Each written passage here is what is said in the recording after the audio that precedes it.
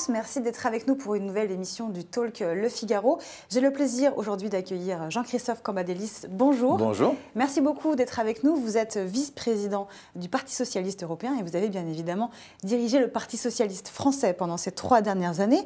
Vous avez publié très récemment cet essai, La gauche de demain sera girondine. On va y revenir dans un instant, mais tout d'abord, j'aimerais avoir votre réaction sur ces propos de Laurent Wauquiez tenus dans l'enceinte d'un cours dans une école de commerce. Nicolas Sarkozy qui aurait mis ses ministres sur écoute, Gérald Darmanin qui finira comme Jérôme Cahuzac. Est-ce que vous considérez, comme l'a dit Xavier Bertrand, que Laurent Wauquiez se trumpise? Alors je pense d'abord que la méthode est détestable. L'enregistrement Oui, l'enregistrement à l'insu de son plein gré, on va dire. La méthode est détestable, mais les propos aussi. Et peut-être que l'un nourrisse l'autre. Je ne suis pas certain qu'il y ait eu une intention de la part de Laurent Wauquiez de faire passer par ce média le fond de sa pensée. Ce n'est pas une stratégie. Mais ça exprime le fond de sa pensée. Oui. Et il est pris au défilé du langage, comme aurait dit un grand psychanalyste. Et donc c'est la manière dont il voit les gens, dont il voit la politique, d'un certain point de vue. Alors après, est-ce que ça le dessert? J'en suis pas sûr, parce que pendant 48 heures, on n'a parlé que de lui. Certains l'ont affublé de Trump. Oui. Qui n'a pas trop mal réussi aux États-Unis. Donc, d'un certain point de vue, c'était pas voulu. Ça le révèle, mais ça le construit aussi. Est-ce que vous, ces propos vous ont choqué? Vous êtes un dirigeant politique de premier plan. Enfin, vous êtes maintenant un peu plus en retrait. Est-ce que vous aussi, vous aviez des propos aussi cash dans des cercles plus restreints, dans des formats plus restreints? Non. Vous savez, moi, je pense qu'il faut être bienveillant. Même quand on est avec des depuis très longtemps, qu'il faut être bienveillant, même avec des journalistes, même avec des étudiants dans un cours, même quand on dit qu'il ne faut pas de décalage entre le discours annoncé et puis le discours privé. Puis après, s'il pensait que Nicolas Sarkozy l'écoutait, que ne l'a-t-il dit auparavant, penser qu'il y avait une cellule autour d'Emmanuel Macron pour déstabiliser M. Fillon, je n'en suis pas certain. En tous les cas, je pense que les coups venaient souvent de la droite. Quant au jugement sur M. Darmanin, ça fait fi de la présomption d'innocence, ce qui est assez dommageable pour quelqu'un qui veut être candidat à la présidentielle. On va passer à un tout autre sujet, Jean-Christophe Cambadélis. Cette semaine, Gérard Collomb, que vous connaissez bien puisqu'il était dans vos rangs il y a encore quelques mois, présente son projet de loi sur l'asile et sur l'immigration. Vous avez publié une tribune la semaine dernière sur le Huffington Post pour lui demander en quelque sorte un peu plus d'humanité. Vous l'avez interpellé pour lui dire du courage, Gérard, voilà ce que nous attendons de toi, le courage de ne pas oublier qui tu as été. Vous pensez qu'il s'est oublié, qu'il a vraiment oublié son ADN politique avec ce projet de loi? Vous savez, l'histoire de Collomb, c'est l'histoire d'un socialisme humaniste qui devient de plus en plus libéral, mais qui garde sa dimension humaniste. Et j'ai l'impression que là, il a rompu toutes les amarres. Ce que je lui reproche, ce n'est pas de travailler sur cette question essentielle posée dans la société française et dans toutes les sociétés occidentales, qui est la question des flux migratoires ou de réfugiés. Ce que je lui reproche, c'est la manière dont il en parle. C'est son vocabulaire ? C'est son vocabulaire technocratique, de flux, de stock, de tri. C'est plus des êtres humains. Et en déshumanisant les gens qui sont chez nous par hasard, par volonté ou parce qu'ils sont dans des situations difficiles, on ne fait pas avancer les choses. Et j'ai un peu peur que ce projet, ce texte porté par lui, conduise à une situation beaucoup plus grave que celle que nous connaissons aujourd'hui, c'est-à-dire que les réfugiés comme les migrants ne vont plus aller dans des camps, en plus le temps que de rétention est de 45 à 90 jours. De 45 à 90 jours. Je me souviens en son temps, quand il était passé à 7 jours, ce que tout le monde disait. Là, c'est un temps qui est très très important et je pense qu'il pose un problème du point de vue des libertés publiques et en même temps, il ne sera pas en capacité de le tenir pour des raisons budgétaires, évidemment. Donc vous ne croyez pas finalement à l'équilibre que défend Gérard Collomb sur ce texte-là? Non, il est très déséquilibré dans la forme comme dans le fond. Le PS va le combattre? J'ai cru comprendre que le Parti socialiste n'était pas favorable à ce texte, mais ce n'est pas les seuls. On va venir à votre essai que vous avez publié récemment, La gauche de demain sera girondine, aux éditions Jean Jaurès. Vous comparez dans ce livre le « en même temps » d'Emmanuel Macron avec l'art de la synthèse que pratiquait François Hollande. Le macronisme, c'est du hollandisme? Écoutez, qu'est-ce que c'est que d'en même temps? C'est une synthèse. C'est-à-dire qu'on fait un peu de quelque chose et un peu d'autre de l'autre côté. Donc on a reproché, je trouve ça extraordinaire, on a reproché à François Hollande son art ou son utilisation de la synthèse, alors que, rebaptisé d'une autre manière, et Emmanuel Macron nous fait la même chose. Il est capable à Davos de dire en anglais tout le bien qu'il pense de la mondialisation et du tout entreprise, et puis en français d'avoir un discours que ne renierait pas Jean-Luc Mélenchon, de passer de Davos aux agriculteurs, etc. Ça fait une duplicité dans son discours?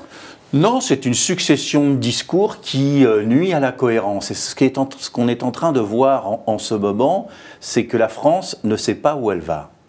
C'est le bougisme, c'est la réforme pour la réforme. Alors il y a une volonté libérale évidente, mais c'est fait de zigzags, d'éléments différents. Ça manque de cap, vous pensez, la politique d'Emmanuel Macron? Oui, c'est une modernisation libérale à coups de zigzag. Pourquoi vous préconisez davantage de décentralisation dans ce texte? En quoi ça peut être une bonne chose pour le Parti socialiste et plus généralement la France?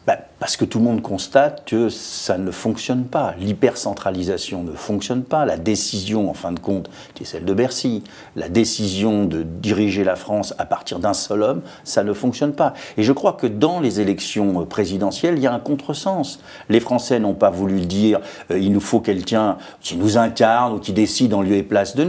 Ils ont dit nous voulons décider. Et le résultat a été que la centralisation a été encore plus forte que ne le permet la Ve République. C'est un retour à 1962. Pour quelqu'un qui se veut moderne, ça pose quand même un vrai souci. L'avenir, c'est la décentralisation, rapprocher les citoyens des lieux de pouvoir, c'est de la déconcentration. Paris ne peut pas absorber toute la France. Vous voulez des nouvelles idées. Est-ce que vous en voyez dans cette campagne pour le Congrès au sein du Parti socialiste? Alors, je pense que mes amis sont à cette étape très proches les uns des autres. Sur la ligne politique? Sur la ligne politique. Ils sont dans une opposition de gauche, mais réaliste, à Emmanuel Macron. Même Emmanuel Morel qui est sur une aile un peu plus... Oui, mais Emmanuel Morel, si vous lisez bien son texte, a recentré ses propos. Donc stratégiquement, je crois qu'il y a un accord. Maintenant, le désaccord porte sur la forme du Parti socialiste, comment le faire vivre, où on met le curseur dans l'analyse du précédent quinquennat vis-à-vis de François Hollande, comment on se comporte avec nos partenaires, mais ni Macron ni Mélenchon est aujourd'hui la position centrale du Parti socialiste et ça me convient bien. Alors lequel de ces candidats vous allez soutenir? Moi je vais soutenir personne. Vous savez, maintenant je suis en retrait. Vous avez sûrement votre préférence parmi les quatre? Ce sont tous des amis que je fréquente et avec qui je déjeune régulièrement, donc je voudrais n'en fâcher aucun. Est-ce que vous êtes favorable à ce qu'il y ait un débat entre les quatre candidats pour écouter justement les positions des uns et des autres? Moi, je suis favorable à toute publicité autour du Parti socialiste. C'en serait une, et elle serait bienvenue. Parce que sinon, on ne va pas voir l'enjeu de ce congrès, qui est un enjeu quand même important pour relancer le Parti socialiste, le reformuler, le rénover. Et on finira par dire, tiens, il y en a un qui a été élu, mais on ne sait pas pourquoi. Donc Donc tout ce qui permet de la transparence et de la publicité pour le Parti socialiste et pour ce congrès me semble bienvenu. Que représente pour vous le PS aujourd'hui dans le champ politique français? Le PS, c'est combien d'adhérents et quel espace politique peut-il occuper encore aujourd'hui? Écoutez, le PS, c'est près de 100 000 adhérents quand même. 100 000 adhérents? Oui, c'est 100 000 adhérents, pas obligatoirement de votants, mais 100 000 adhérents. C'est plusieurs régions, ce que d'autres partis n'ont pas. C'est le premier groupe parlementaire au Sénat et à l'Assemblée nationale, le deuxième au Sénat quand même. C'est 35 conseils départementaux. Donc, beaucoup d'élus locaux, c'est sur ceux-là qu'il faut s'appuyer. Beaucoup d'élus locaux, et en tant que force militante, certes, ils font moins de bruit que la France insoumise, mais ils sont existants dans tous les départements, dans tous les cantons, dirait-on. Donc c'est une force qui est là. Je dirais que l'appareil existe, maintenant il faut qu'il trouve sa force propulsive. Il faut qu'il redevienne un parti qui agrège. C'est ça l'objectif des années à venir. Qu'il redevienne attractif. Et justement, les élections européennes approchent. Pour vous, quel peut être le positionnement politique du Parti socialiste à côté de l'offre très progressiste et pro-européenne d'Emmanuel Macron? Et est-ce que Pierre Moscovici pourrait être la bonne personne pour mener cette liste? Moi, je pense que Pierre Moscovici pourrait être la bonne personne, mais il a dit qu'il n'était pas candidat à cette étape. Alors, je pense que le Parti socialiste a d'autres candidats possibles, mais le problème est celui d'une stratégie. Et cette stratégie, c'est de rassembler la gauche réaliste de Martin Schulz à Tsipras. C'est-à-dire celle qui peut porter une majorité au Parlement et rassembler les gauches pour une orientation qui soit le renouveau du Parlement européen et de l'Europe dans une situation où la crise européenne est forte, mais aussi la crise des États-nations, puisque dans tous les États, dans chaque État, il y a une crise politique très forte. Vous dites qu'on vous surnomme Oncle Paul parce que vous prodiguez de nombreux conseils à la fois aux socialistes, mais aussi à des macronistes. Est-ce qu'il y a vraiment des marcheurs qui viennent vous voir? Il ne faut pas le dire. Il se ferait taper sur les doigts. Mais il y en a quelques-uns qui viennent casser la croûte avec moi, oui. Pourquoi? C'est pour entendre vos conseils politiques? Mais il n'y a pas simplement de ce côté-là. Il y a aussi d'autres, dans d'autres formations politiques, des syndicalistes. Bon, voilà, il y a beaucoup de monde qui discutent avec moi, politique, et qui me donnent leurs sentiments sur ce qui est en train de se passer. Une dernière question avant de passer à celle des internautes. Il y a une manifestation le 22 mars, notamment des cheminots, par rapport à la réforme de la SNCF et de la remise en cause du statut. La France insoumise va soutenir ce mouvement. Est-ce que vous pensez que le PS doit aussi soutenir les cheminots? Je ne sais pas, ils le décideront. C'est une manifestation préventive parce que le rapport présenté aujourd'hui ne sera pas obligatoirement ce qui sera mis sur la table au moment de la négociation. Mais il y a de quoi s'étonner et peut-être revendiquer par rapport à ce que souhaiterait le gouvernement sur la SNCF. Ça vous inquiète, les orientations de ce rapport Spinetta? Le rapport Spinetta a des points intéressants. Il indique en quoi on a fait le tout TGV et on a un peu abandonné le maillage. Mais en même temps, dans ce qu'il propose, ça continue dans ce sens. C'est-à-dire qu'on est en train de réduire, on veut réduire à la fois la SNCF et le maillage national. Mais en même temps, enfin, dans les régions. Mais en même temps, évidemment, il y a des déficits et il faut les traiter. Donc, c'est peut-être une réforme qu'il faut mettre en place, pas obligatoirement dans le sens que l'on propose aujourd'hui. Merci beaucoup Jean-Christophe Cambadélis, merci à tous. Restez avec nous, tout de suite on pose vos questions avec Julie Coulon-Profisi.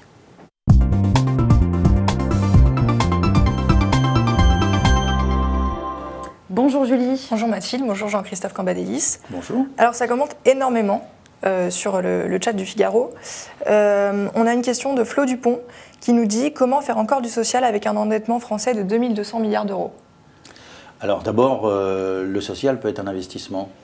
C'est-à-dire qu'il ne faut pas avoir une vision totalement comptable de notre déficit et de notre structure économique. J'observe qu'il y a des pays qui ont des endettements beaucoup plus importants, les États-Unis par exemple, hein, et ça ne les empêche pas d'être compétitifs à l'échelle mondiale. Donc, pour moi, le déficit ne réduit pas les marges de manœuvre du social. Alors, on a une autre question de Nasser qui veut que vous mettiez les pieds dans le plat et vous demande que pensez-vous de l'affaire Tariq Ramadan? Ah, qu'est-ce que je pense de l'affaire Tariq Ramadan? Mais je ne peux pas mettre les pieds dans le plat parce que Nasser, que je ne connais pas, sait qu'il y a l'indépendance de la justice. Mais moi, je l'ai dit tout à l'heure pour Darmanin, je pourrais le dire pour d'autres, je suis vraiment pour le respect de la présomption d'innocence, l'écoute des plaintes des femmes. Il ne faut pas non plus, au nom de cela, ne pas écouter ce qui est dit. Et donc, je respecte la démarche de la justice. Charles Etienne donc, parle à ce mot difficile de faillite du Parti socialiste. Qu'est-ce que vous lui répondez? Bon, des faillites, c'est peut-être un peu fort.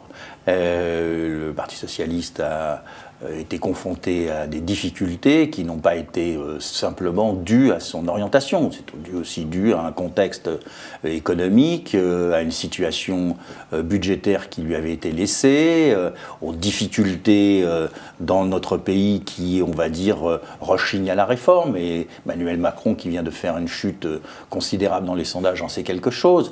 Donc c'est cet ensemble-là qui a conduit à la situation difficile du Parti socialiste. On a une question de Jean qui nous demande, après la fuite des socialistes vers La République En Marche lors de la campagne présidentielle, vous croyez toujours en une gauche marquée, assemblée et fédératrice? Oui, parce que le chemin que je propose pour la gauche est celui d'un girondisme et pas d'une centralisation politique nationale, le jacobinisme, qui est la position commune de l'ensemble des partis politiques. Et je crois que dans cette réforme fondamentale de la société française et de ses institutions, il y a là la possibilité au Parti socialiste de se régénérer. Et je ne pense pas qu'il faut réfléchir le Parti socialiste en disant il y a d'un côté Macron et il y a de l'autre côté Mélenchon. Il faut réfléchir le Parti socialiste en termes de propositions et agréger ceux qui seront d'accord avec celle-ci. On a une question de Romain, donc c'était un commentaire qui est sorti lorsque vous parliez de Gérard Collomb et de sa politique migratoire. Il demandait, a-t-il vraiment rompu avec le PS ou est-ce que c'est un nouveau PS assumé en quelque sorte? Et il ajoute le PS a été le bulldozer du libéralisme qui nous écrase aujourd'hui. C'est un constat un peu difficile, mais... Bulldozer, oui, il veut dire que c'est le Parti socialiste qui a... Oui, voilà, c'était le bulldozer du libéralisme, il soutiendrait, si je comprends bien sa forme. Moi, je pense que Gérard Collomb a connu une évolution politique. Dans le Parti socialiste, il a défendu de plus en plus des positions sociales-libérales. Pas social-démocrate, social-libéral, et il a vu en Emmanuel Macron quelqu'un qui pouvait réaliser son projet. Mais en même temps, je ne lui connaissais pas cette position ou ces positions en termes d'immigration et de réfugiés qu'il développe aujourd'hui. Comment vous voyez la structuration d'un sous-groupe issu, pour majorité, des rangs de la gauche au sein de La République En Marche, animé par Brigitte Bourguignon, que vous connaissez? Oui, Brigitte Bourguignon a été ma secrétaire nationale très longtemps. S'il y a un sous-groupe, c'est que le groupe ne satisfait pas, sinon il n'y aurait pas de sous-groupe. Donc pour moi, c'est la manifestation, certes encadrée et tolérée, d'une interrogation sur l'orientation du gouvernement, et puis peut-être la volonté de compenser une dérive centre-droit, qui ne permet plus à quelques socialistes de trouver dans Emmanuel Macron le social-libéral reformulant la gauche qu'ils avaient souhaité à un moment donné. Ça peut devenir une fronde, vous pensez ? Je ne sais pas, c'est les sujets qui le diront, mais vous savez, à partir du moment où un groupe se constitue dans quelque parti que ce soit, il a vocation à s'exprimer. Et s'il s'exprime, et s'il veut être entendu, c'est généralement pas sur l'orientation fondamentale ou centrale de la formation dans laquelle il est. Alors pour finir, on a beaucoup d'internautes qui utilisent le terme gauche caviar en parlant du Parti socialiste. Alors Qu'est-ce que vous pensez de ce terme ? C'est une méconnaissance du Parti socialiste. Je ne dis pas qu'il n'y a pas dans le Parti socialiste des gens aisés, évidemment. Mais quand vous vous baladez dans le Pas-de-Calais, dans le Nord, dans l'Est de la France, ce sont des militants qui ne sont pas de la gauche caviar. Ils ne sont pas nés avec une cuillère d'argent dans la bouche. Et ils représentent très bien la France telle qu'elle est aujourd'hui. Donc, bon, laissons de côté ces caricaturisations hâtives. Merci beaucoup, Julie. Merci beaucoup, Jean-Christophe Cambadélis. Merci d'avoir été avec nous. On se retrouve demain avec Aurélien Taché, député La République En Marche.